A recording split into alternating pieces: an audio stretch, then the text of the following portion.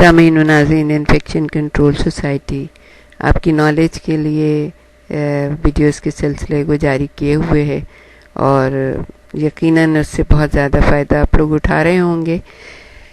ہم آپ کو یہ بتائیں گے کہ ہمارے جیسے ملکوں میں تو فضائی آلودگی کا کوئی دھیان ہی نہیں رکھا جاتا. کس قدر برا حال ہو رہا ہے. بامبے میں کتنا برا حال ہے، دلی میں کتنا برا حال ہے، خود پاکستان شہر کراچی میں کیا حال ہے، لاہور میں کیا حال ہے.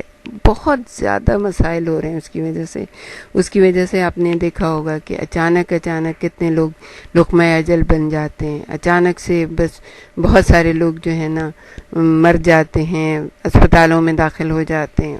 بہت مسئلے ہوتے ہیں.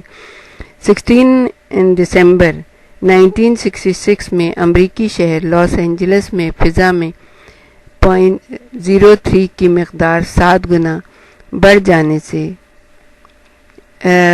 معاف کیجیے گا، امریکی شہر لاس اینجلس میں فضا میں 0.3 کی مقدار 7 گنا بڑھ جانے سے لاس اینجلس اسماگ نامی حادثہ پیش آیا، جس کی وجہ سے نہ صرف بے شمار انسان پھیپھڑوں اور سانس کی تکالیف میں مبتلا ہوئے بلکہ نباتات کو بھی شدید نقصان پہنچا.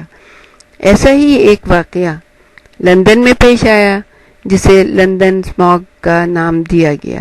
اس حادثے میں ہوا کا ایک بگولا سارے شہر پر چھا گیا تھا. اس وقت شہر کا درجہ حرارت -5 ڈگری تھا، -5 تھا یعنی کہ، اور ہوا میں نمی کا تناسب تیزی سے بڑھا اور آنن فانن کئی افراد لقمہ اجل بن گئے. اس کا سبب یہ تھا کہ ہوا میں موجود سلفر ڈائی آکسائڈ نے ہوا میں موجود نمی کے ساتھ مل کر گندک کا تیزاب بنا لیا. اسی نوعیت کا ایک واقعہ انڈیا کے شہر بھوپال میں 1984 میں ہوا، جہاں کیڑے مار دوا کی فیکٹری سے حادثاتی طور پر خارج ہونے والی زہریلی گیس 2500 انسانوں اور 2000 جانوروں کے لیے موت کا پیغام بن گئی. پاکستان میں سالانہ کتنے ہی بچے، یعنی کہ لاکھوں کے حساب سے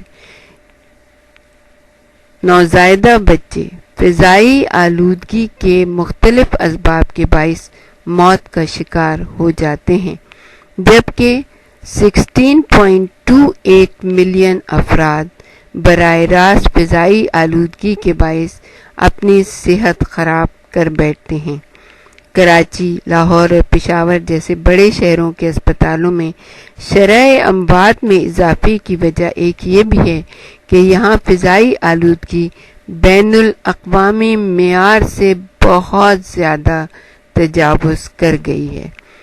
پاکستان میں فضائی آلودگی کے بڑھنے کی بڑی وجہ تکنیکی صلاحیتوں کا فقدان اور شعور کی کمی ہے. نالج کی کمی ہے. نالج حاصل کریں تو پھر یقیناً اپنے آپ کو بھی ٹھیک کرنے کی کوشش کریں گے، اپنے معاشرے کو بھی صحیح کرنے کی کوشش کریں. آج سے آپ دیکھیں 20 سال پہلے بہت بہت کم گھروں میں جو ہے نا گاڑیاں ہوتی تھیں. کسی گھر میں ایک گاڑی ہوتی تھی. 20 سال پہلے ایک گاڑی کا رواج تھا، پورا خاندان اسی میں سفر کر رہا ہوتا تھا. لوگوں کے پاس زیادہ تر سائیکلیں ہوتی تھیں، اب اگر آپ دیکھیں تو ایک گھر میں 4 گاڑیاں تو کوئی بات ہی نہیں ہے. ہر بیٹا ہر بیٹی کے پاس ایک گاڑی ہوتی ہے، اور اسی طرح سے 4 سے زیادہ بھی ہو سکتی ہیں. لوگ کئی گاڑیاں استعمال کرتے. تو یہ کتنا زیادہ جو ہے نا اس سے نقصان پہنچ رہا ہے، اور کبھی یہ ان کی کوشش نہیں ہوتی کہ گاڑیوں کو اپ ٹو ڈیٹ رکھیں اور اس میں سے دھواں خارج نہ ہو رہا ہو. دیکھیں جن ممالک نے یہ بنائی ہیں نا، ان ممالک میں اگر آپ جا کے دیکھیں تو ان میں سب سے زیادہ، جس میں کینیڈا کی ہم مثال دیں گے کہ کینیڈا میں کوئی گاڑی نکل ہی نہیں سکتی ہے سڑک کے اوپر اگر وہ دھواں چھوڑ رہی ہو. یعنی بہت سخت اس کا جرمانہ ہے. پہلے جا کے اس کو گاڑی کو چیک کرانا پڑتا ہے کہ وہ دھواں تو نہیں چھوڑ رہی ہے، اور اگر کوئی دھواں چھوڑ رہی ہوتی ہے تو اس کو پہلے جا کے صحیح کرانا ہوتا ہے.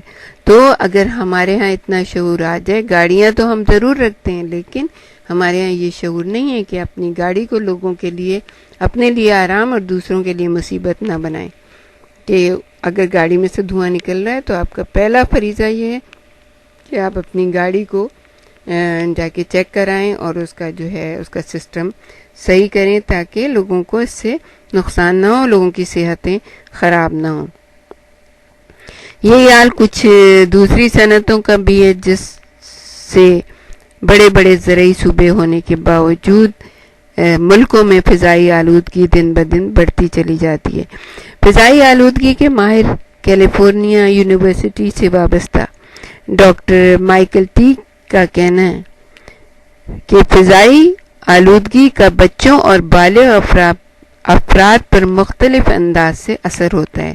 مثلاً بچے بالغ افراد کی نسبت سانس میں اپنے بدن کے وزن کے ہر یونٹ کے لحاظ سے زیادہ ہوا کشید کرتے ہیں.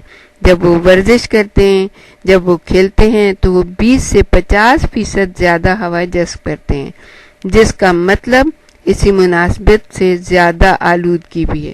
یہ کتنی افسوسناک بات ہے، ہم اپنے بچوں کے لیے اتنی زیادتی کر رہے ہیں. وہ تو کھیلیں گے، وہ تو ان کا تو کام ہے، ان کو اسکولوں میں بھی کھیل کا ٹائم ملتا ہے، گھروں پہ آتے ہیں تو بھی گھر میں بڑوں کی طرح بیٹھتے تھوڑی ہیں، وہ تو کھیلتے ہیں. تو وہ کیا کرتے ہیں کہ 50% زیادہ ہوا جو ہے جذب کرتے ہیں، 20 سے 50%. اور ظاہر ہے کہ اگر ہوا آلودہ ہے تو ان کے آپ سوچ سکتے ہیں کہ ان بچوں کا کیا حال ہوگا. ہانگ کانگ کے ماہر اطفال ڈاکٹر ویلسن فینگ کے مطابق ناک ایک ایئر فلٹر کی مانند ہے. بچوں کی ناک بڑے افراد کی نسبت چھوٹی ہوتی ہے، لہٰذا یہ بہت جلد ہوا سے بھر جاتی ہے، جس کی وجہ سے بچے منہ کے ذریعے بھی سانس لیتے ہیں اور منہ ایئر فلٹر نہیں ہے، لہٰذا آلودہ ہوا براہ راست پھیپھڑوں میں پہنچ کر زیادہ نقصان کا باعث بنتی ہے. تو اب جب ہوا پھیپھڑوں میں پہنچ جاتی ہے تو پھر ظاہر بات ہے کہ وہ اس میں اگر اتنی زیادہ آلودگی ہوگی تو ہمارے بچے جو آئے دن بیمار رہتے ہیں وہ اسی وجہ سے بیمار رہتے ہیں کہ ہم نے اپنے ملک کا کوئی خیال نہیں کیا، اپنے معاشرے کا، اپنی سوسائٹی کا کوئی خیال نہیں کیا، اپنے گھروں کا کوئی خیال نہیں کیا. تو اب جب کہ ہمیں یہ نالج ہو جاتی ہے تو پلیز اپنے بچوں کا خیال کریں، اپنی صحت کا خیال کریں، خوش رہیے اور خوش رکھیے، صحت مند رہیے اور لوگوں کو بھی صحت مند رکھیے.